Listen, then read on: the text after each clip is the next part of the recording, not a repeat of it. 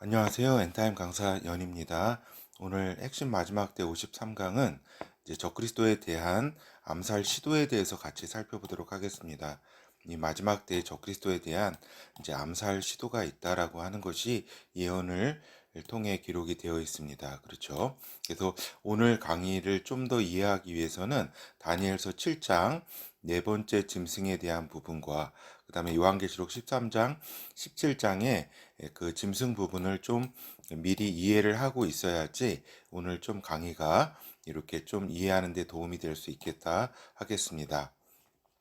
그러니까 이제 그 다니엘서 7장의 이제 네 번째 짐승은 우리가 이제 그 살펴본 것처럼 이제 로마 제국과 또 다시 앞으로 나타날 그 후 로마 제국을 이렇게 의미하는 것이다라고 하는 것이죠. 그리고 이제 요한계시록에서의 13장 17장의 짐승은 이제 그 세계사에 나타났던 일곱 제국 전체를 나타내면서 또한 동시에 개인으로서의 적그리스도를 나타낸다라고 하는 겁니다. 이러한 이제 짐승을 나타내는 그러한 차이점이 있다라고 하는 것을 이제 먼저 이해를 하고 우리가 본어에 들어가도록 하겠습니다. 그래서 네 번째 제국이 이제 재등장을 하게 된다. 다시 그 다니엘서 7장에 그 기록된 그 네 번째 제국 그 이제 이렇게 재등장하게 되는 거는 이제 지금 이제 끊겼던 이스라엘, 그죠? 이스라엘이란 나라가 끊겼던 나라가 다시 이렇게 그 1948년에 이제 이 마지막 때에 나타나게 되고 또 이제 그렇기 때문에 끊겼던 네 번째 제국 로마 제국도 이제 재등장하게 된다라고 하는 겁니다. 그렇기 때문에 주인공이 나타났기 때문에 주인공을 둘러싼 이제 환경이 이렇게 나타나게 되는 거죠. 그래서 북방왕, 남방왕도 이제 나타나게 된다라고 하는 겁니다. 앞으로. 근데 이제 네 번째 제국은 이제 나타날 네 번째 제국은 이제 10개국 연합국의 형태로 이렇게 나타나는데 여기에 대한 이제 오류들이 있다라고 하는 거죠. 그렇죠? 그래서 서유럽들의 나라들, 서유럽의 나라들이 이제 10개국 연합국을 이룬다라고 하는 것도 이제 오류라고 할 수가 있고 또 이제 이슬람의 나라들이 이제 형성된다라고 하는 그러한 이제 제국을 형성된다라고 하는 부분도 오류라고 할 수가 있고 또 근래에 나온 신세계 질서에 이제 유엔을 바탕으로 한 신세계 질서 그리고 여기서 나오는 10개국 영역, 10개국 나라를 이렇게 그 10개국 연합국으로 보는 시각들이 있는데 이러한 부분들도 다 오류라고 우리가 이미 살펴본 바가 있습니다. 그렇다고 하면 이 네 번째 제국 10개국 연합국은 10개국 연합국으로 나올 이제 10개국 연합 네 번째 제국은 옛 로마 제국의 영토 즉 지중해권에서 나오는 10개국 연합국이다라고 이렇게 그 엔타임 텐타는 여러 번 이제 의견을 밝힌 바 있고 여기에 대한 강의가 있습니다. 그렇게 이 부분은 좀 들어봐 주시고 그리고 이제 요한계시록 13장 17장의 그 짐승 그 짐승은 이제 요한계시록 그 13장, 17장의 짐승은 세상의 사단의 제국, 일곱 제국의 총합이면서, 그죠?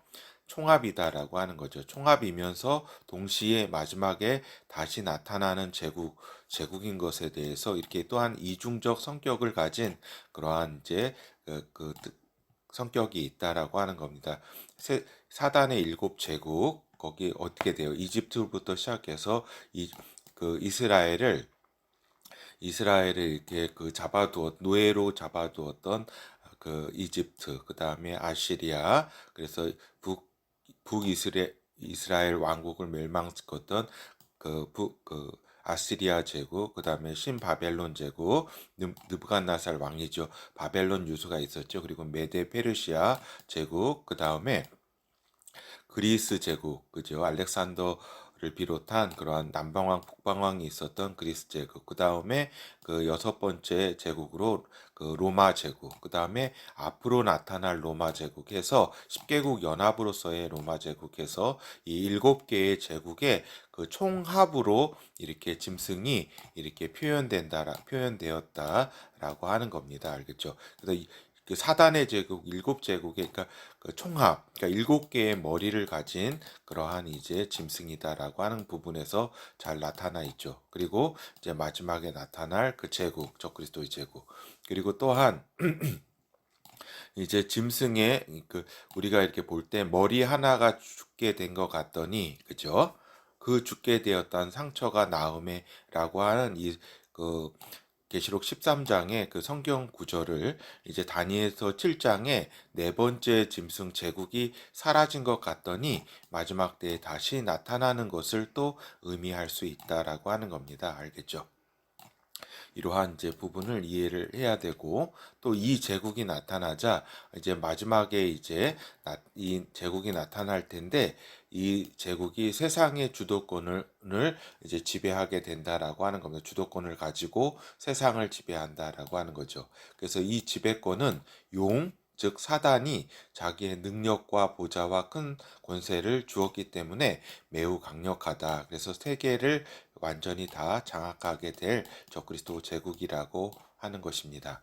요한계시록 13장 1절에서 5절 내가 보니 바다에서 한 짐승이 나오는데 뿔이 열이요 머리가 일곱이라 그 뿔에는 열 면류관이 있고 그 머리들에는 참남된 이름들이 있더라. 내가 본 짐승은 표범과 비슷하고 그 발은 곰의 발 같고 그 입은 사자의 입 같은데 용이 자기의 능력과 보좌와 그 큰 권세를 그에게 주었더라. 그렇죠. 그래서 요 짐승에게 사단 용이 이제 그 권세를 주었다. 이 짐승은 그 제국이기도 하고, 그죠? 제국이기도 하고 동시에 이제 적그리스도 그 용의 사단의 아들인 적그리스도 개인이기도 하다라고 하는 겁니다. 이 두 가지 뜻이 다 함축된 이런 말씀이다라고 하는 겁니다.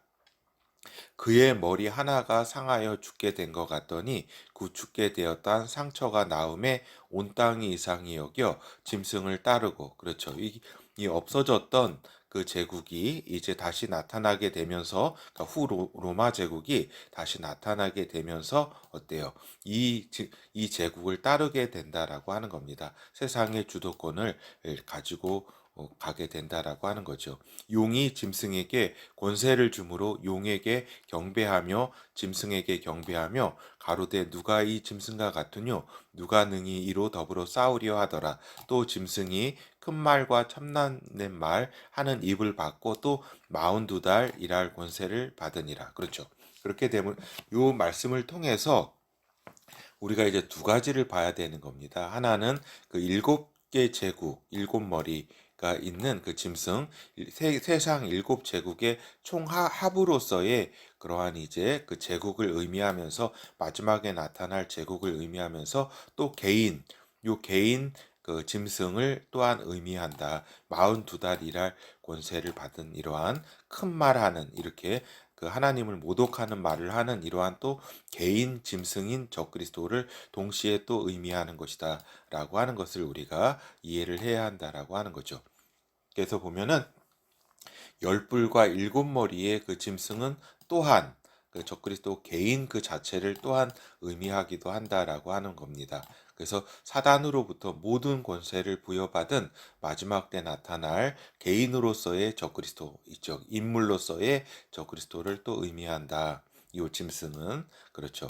그러니까 후 로마 제국을 비롯한 전 그 총합으로서의 사단의 제국을 의미하면서 개인으로서의 그 적그리스도도 의미한다. 그래서 마지막 때 그 적그리스도 개인이 다시 나오는 이제 제국의 이제 수장이 될 것임과 그 통치 기간은 문자 그대로 42개월, 3년 6개월이죠. 후 3년 반이죠. 요 42개월의 그러한 그 통치 기간을 우리에게 알려주고 있습니다. 그래서 위 말씀을 통해서 또한 알 수 있는 거는 이제 적그리스도 개인이 또한 개인에 대한 암살 시도가 있을 것인데 마치 죽은 것 같더니 다시 몸을 회복하는 것을 또한 알 수가 있다라고 하는 겁니다. 그래서 위에 요 말씀이 그 머리 하나가 상하여 죽게 된 것 같더니 그 상처가 나음에라는 요 예언의 말씀은 그 후 로마 제국의 부활 다시 이렇게 재생해서 나타나는 그러한 것을 나타냄과 동시에 개인 적그리스도가 어떠한 그 저기 암살 시도가 있어서 거의 죽게 되었던 상처에서 다시 회복이 된 그러한 이제 암살 시도에 대한 그러한 부분도 나타내고 있다라고 하는 겁니다. 그래서 성경은 이러한 이제 짐승 개인 적그리스도를 죽게 되었던 상처가 나은 자라고 또한 명시하고 있다라고 하는 겁니다. 요한계시록 13장 11절 12절에 보면은 이제 둘째 짐승이 나와서 어떠한 행동 그러니까 거짓 선지자 둘째 짐승이 나와서 어떠한 행동을 할 거인데 이러한 설명을 하는 부분에서 이제 죽게 되었던 상처가 나은 자라고 이제 그 짐승 적그리스도를 표현하고 있다라고 하는 거죠. 11절 내가 보매 또 다른 짐승이 땅에서 나오니 새끼 양 같이 두 뿔이 있고 용처럼 말하더라. 요건 이제 그 거짓 선지자에 대한 이야기입니다. 둘째 짐승.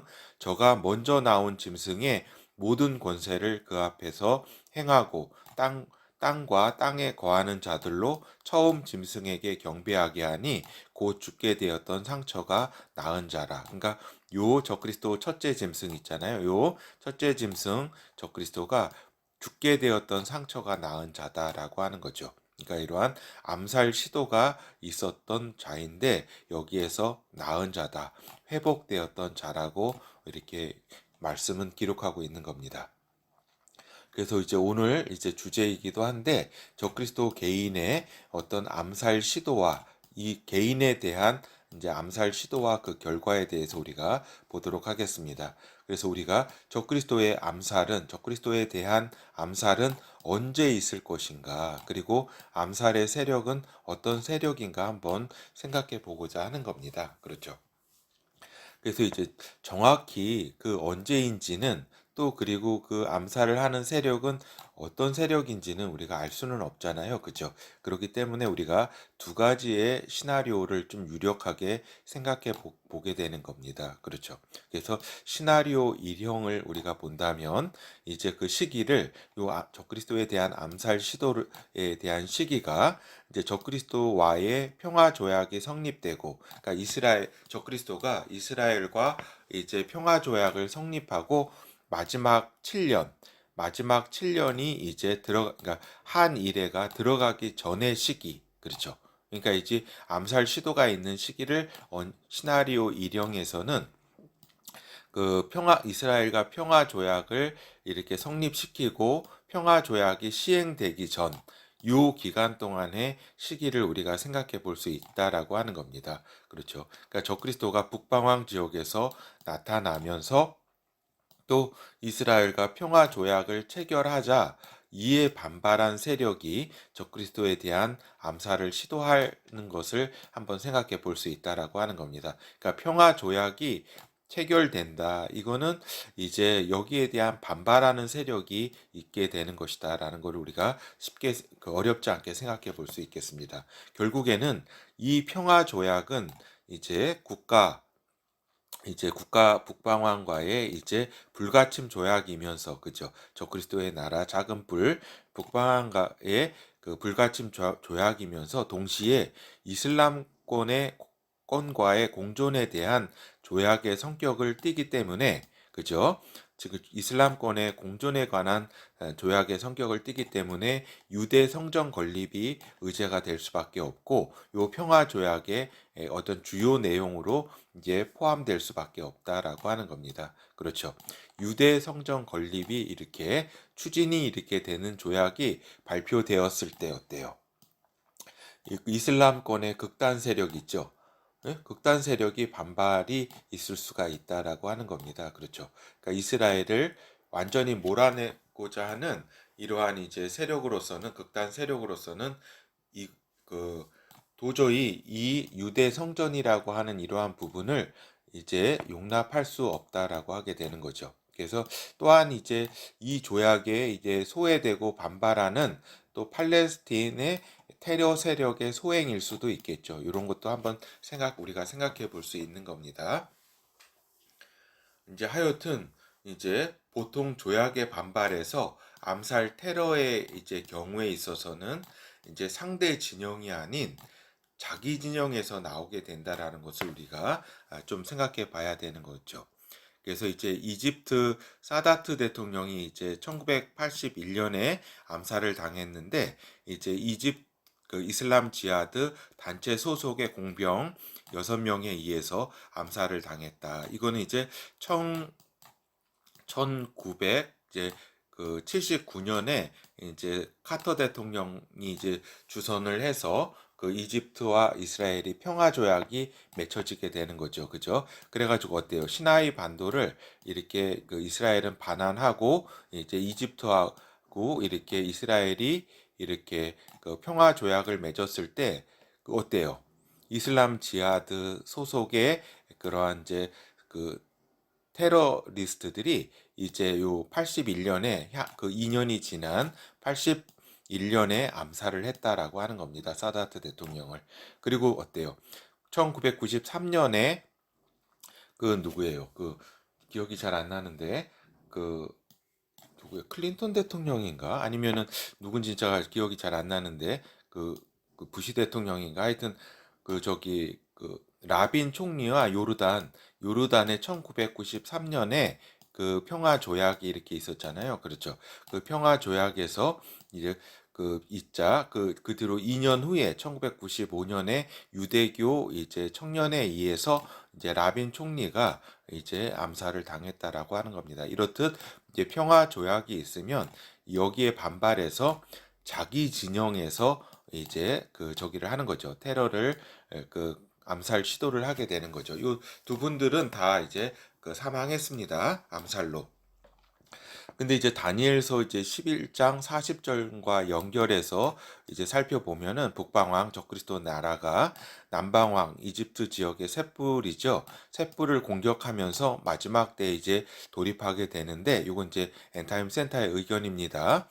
이 전쟁의 원인 중 하나가 적그리스도에 대한 암살을 사주한 곳이 이집트일 경우에 이렇게 생각해 볼 수 있다라고 하는 겁니다. 그럴 때 이를 빌미로 해서 이집트를 이제 이 남방왕을 이제 북방왕 적그리스도가 이제 침공을 하게 되는 이 침공을 하게 되면서 엔타임이 시작된다라고 하는 것이 저희 엔타임 센터의 견해인데 이렇게 침공하게 되는 그러한 이제 그 하나의 그 빌미도 이렇게 이집트에서 사주한 이렇게 이 그러니까 이스라엘과 요 북방왕의 평화 조약에 반발한 남방왕이 이제 요 저기 암살 시도를 했을 때 여기에 이제 반발한 이제 그 북방왕이 이제 쳐들어가게 되는 그러한 하나의 빌미로 이렇게 또 될 수도 생각해 볼 수 있다라고 하는 겁니다.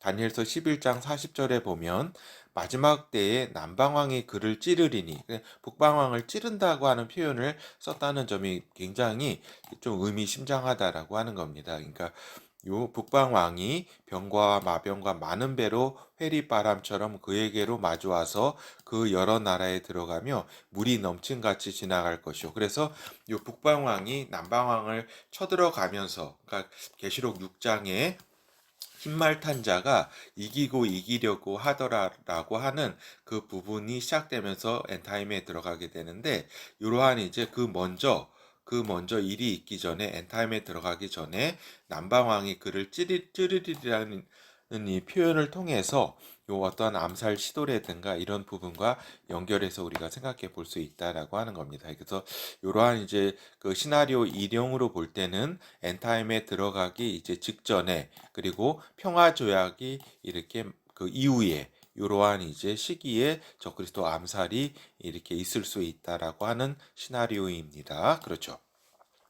그리고 이제 시나리오 2형은 이제 적그리스도가 열부를 장악하고 후 3년 반에 들어가는 전후 시기를 이래 그 좀 시나리오 2형으로 우리가 생각해 볼 수 있다라고 하는 겁니다. 우리가 전에 엔타임 산타 강의를 통해서 말씀드렸듯이 열부를 장악하는 시기는 이제 적그리스도가 열부를 장악하는 시기는 전 3년 반 시기이다라고 말씀을 드렸습니다. 요 열불은 적그리스도가 나타나기 전에 지중해 지역에서 나타나는 10개국 연합을 뜻합니다. 요 10개국 연합이 전 3년 반 기간 동안에 작은 뿔인 적그리스도에 의해서 전 3년 반 동안에 장악을 다 당한다라고 하는 거죠. 그래서 먼저 세 뿔을 무력으로 장악하고 나머지 7뿔은 복속을 시킨다라고 하는 겁니다. 그렇죠. 근데 이러한 와중에 있어서 즉 권력 통합 과정에 있어서 그 불만 세력이 적그리스도에 대한 암살을 시도할 수 있다라고 하는 겁니다. 그렇기 때문에 그 요 전 3년 반 이제 중반 부분일 수는 없고 이렇게 거의 이제 끝나갈 무렵 그 적그리스도가 이렇게 전 3년 반에 있어서 요 후반 부분이라든가 이렇게 또 후 3년 반의 전반 부분 이러한 시점에 이렇게 그 가능성이 있다라고 하는 거야. 전후 후 3년 반 그 전후. 그래서 이러한 세력 중에 이렇게 유대교라든가 기독교 세력도 가능성이 없는 것은 아니나 좀 희박하다라는 말씀도 같이 드립니다. 그래서 유대교 세력이 이렇게 또 암살을 시도할 수 있고 또 기독교 세력이 이렇게 암살을 시도할 가능성도 희박하나마 가능성은 없는 것은 아니다라는 말씀을 드립니다. 근데 대략은 이제 열부를 장악하는 와중에서 권력 통합 과정에서 소외된 불만 세력이 적그리스도에 대한 암살을 시도할 가능성이 있다라고 우리가 생각해 볼 수 있습니다. 그래서 이러한 부분은 이제 이 부분과 연결해서 이제 좀 가능성이 있다라고 하는 거죠. 그러니까 둘째 짐승 선지자가 이제 중상처에서 회복한 적그리스도의 우상화 작업에 박차를 가하는 이러한 이제 기록을 이렇게 볼 때에 이제 전 3년 후반이나 이제 후 3년 아주 초반에 이러한 이제 그 일이 있을 수 있다 이렇게 생각을 하게 되는 겁니다. 그래서 둘째 짐승 거짓 선지자는 이제 적그리스도보다는 늦게 나오는 존재로서 이제 적그리스도 제국의 실질적 설계자이자 조직가이다. 그리고 종교 통합의 리더이고 적그리스도에 대한 우상 체계를 구축하고 통제칩 등을 실행하면서 경제 체제 구축의 어떤 능력자이다. 그리고 많은 이적과 어떤 그 능력을 보이는 자가 이제 둘째 짐승 거짓 선지자라고 이렇게 우리가 살펴본 바 있습니다. 하여튼 이 거짓 선지자 둘째 짐승은 첫째 짐승 적그리스도 우상화 작업에 박차를 가하는 데 있어서 이 암살을 굉장히 이렇게 또 활용하게 된다라고 하는 거죠. 거의 이제 신이라고 이렇게 하나님이다고 하면서 그래서 이제 후 3년 반 시작 전에 이제 또 생각해 볼 수 있는 거는 유대교 등이 이제 개입된 암살이라고 한다면 여섯째 나팔 전쟁, 즉 예루살렘 점령 전쟁이 있잖아요. 그죠? 그 요한계시록 9장의 전쟁이 있잖아요. 그 전쟁의 어떤 빌미로 사용되는 것을 또 생각해 볼 수 있다라고 하는 겁니다. 그러니까 유대교 내에서 어떤 불만을 가진 세력이 그 유대교 세력이 적그리스도에 대한 어떤 암살을 시도했다면 이걸 또 빌미로 해서 이렇게 예루살렘 전쟁을 또 이렇게 쳐들어오는 그러한 여섯째 나팔 전쟁의 빌미로 활용될 수도 있다라고 하는 거죠. 그리고 또 후 3년 반 이후의 암살이라고 하면 전 세계 통치를 강화하는 통제칩을 취하는 등 이제 적그리스도가 하나님이라고 하는 우상화 작업에 이제 박차를 굉장히 가하게 되는 그러한 성격도 있다라고 하는 겁니다. 그렇죠. 그래서 우리가 보면은 이제 요 크게 암살 시도가 될 이러한 시점이 평화 조약과 그 요 한일회가 시작되기 전에 사이에 이러한 사이에 이제 암살 시도가 있고 이제 몸이 회복되는 그러한 이제 요 시기에 따라서 어떤 그 암살 주체라든가 이런 부분들이 의도라든가 주체 이런 부분들이 좀 이렇게 그 다르게 생각해 볼 수가 있겠습니다. 그래서 여기 요 부분에서 암살이 일어난다면 분명히 평화 조약에 대한 반발로 나온 것이고 또 요 그 요 전 3년 반, 후 3년 반 어떤 교차하는 이러한 시점에서 이렇게 저희가 암살이 시도된 거라고 한다면 요 전삼년반 후반이라고 한다면 요 10개국 연합 그런 어떤 권력 투쟁의 과정에서 통합 과정에서 반발한 세력이 이렇게 나올 수가 있고 그렇죠. 그 다음에 요 초반 후 3년반 초반에 나온 것이라고 하면 어떤 기독교 세력의 마지막 적그리스도를 저기하고자 하는 없애고자 하는 그러한 적일 수도 있겠죠. 어떤 그런 시도일 수도 있겠죠. 그러면서 이제 그 우상화 작업에 박차를 가하게 되는 그러한 어떤 시점으로도 이렇게 활용이 더 강하게 되는 그러한 것으로도 생각해 볼 수 있겠습니다. 하여튼 어떠한 이제 우리 두 시나리오가 어떤지는 우리가 이제 저기 아주 정확히 알 수는 없죠. 그런데 이제 제 개인적인 생각으로는 좀 제 시나리오 1형이 조금 더 가능성이 조금 더 그 확률이 더 높지 않나 하는 생각도 조금 해봅니다. 그렇죠. 그거는 이제 그렇지만 이제 확증할 수는 없는 거죠. 이렇게 그렇죠. 하여튼 결과적으로는 암살은 실패로 돌아가고 적그리스도 개인은 그 명성이 올라간다라고 하는 겁니다. 하나의 평화의 사자, 평화의 사자로 이렇게 거의 메시아급 것으로 이제 이슬람권에서는 받아들이고 세계도 이제 의지할 사람이 이러한 환란의 상황에서 의지할 존재로 이제 적그리스도를 바라보게 되는데 이 적그리스도가 적그리스도에 대한 이제 지지하는 그룹이 이제 광범위하게 형성이 된다라고 하는 거죠. 하여튼 어떠한 경우든지 이렇게 이러한 이제 결과가 이렇게 일어나게 된다라고 하는 겁니다. 그렇죠. 하여튼 결과를 살펴보도록 하겠습니다. 그래서 마지막 때에 있어서 적그리스도가 등장하고 이제 정확한 시기는 알 수는 없지만 적그리스도에 대한 암살 시도는 이제 예언에 기록되어 있기 때문에 암살 시도는 이루어지게 된다라고 하는 겁니다. 그렇죠. 근데 이제 이 암살 시도의 결과는 실패하게 되고 적그리스도의 명성과 우상화 작업에 이제 활용이 된다라고 하는 거죠. 그렇죠.